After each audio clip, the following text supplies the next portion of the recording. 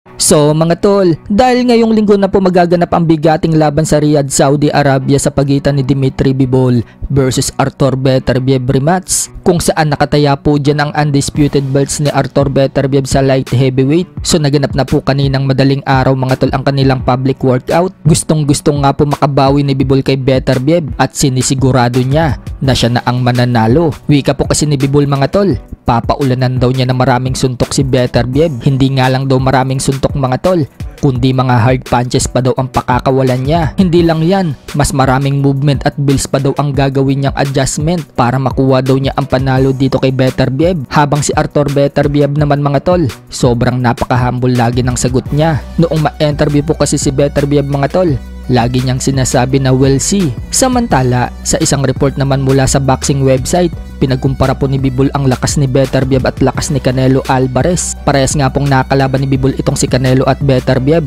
Nanalo si Bivol kay Canelo way back 2022 habang natalo naman si Bivol kay Beterbiev. So sinabi nga po ni Bivol mga tol na mas malakas umano ang suntok ni Beterbiev kaysa kay Canelo Alvarez. Naturally harder daw ang suntok ni Beterbiev. Hindi na nga daw nito kailangan pa mag-effort para lumakas ang suntok. Ibig sabihin mga tol, kahit bagsak lang na suntok ni Beterbiev, napakalakas daw talaga. Hindi daw katulad ng ibang fighters tulad ni Canelo Alvarez na todo bigay daw ang suntok. Kaya sa naging performance umano ni Bivol sa unang labang kay Beterbiev, siguro mga 5 to 6 out of 10 lang daw ang naibigay niya. Kaya ngayong rematch mga tol, sinisigurado daw niya ngayon na magiging handa na siya. Sa kabilang banda naman mga tol, may napili na nga pong kalaban si Shakur Stevenson. Matatandaan na hindi natuloy ang laban ni Shakur Stevenson dito kay Floyd Schofield dahil nagkasakit si Schofield, at ang pinagpipilian nga pong makakalaban ni Shakur mga tol ay itong si Mosa Golam at Josh Padley, at may napili na nga dyan mga tol, at yan po ay si Josh Padley na may unbeaten record na 15-0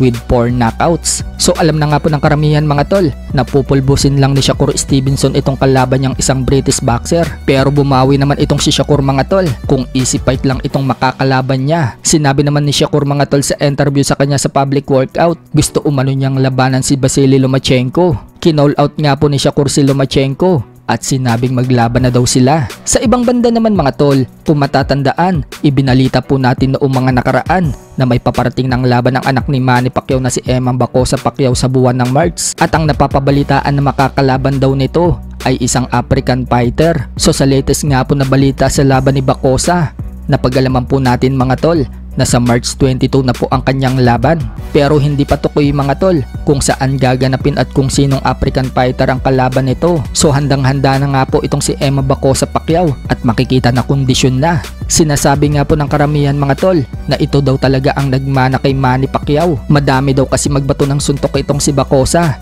katulad ng kanyang ama noong kabataan pa. Kasalukuyan nga po may undefeated record si Emma Bacosa na 5 wins, 0 loss and 1 draw with 4 knockouts. At sa 6 rounder na po ito lumalaban.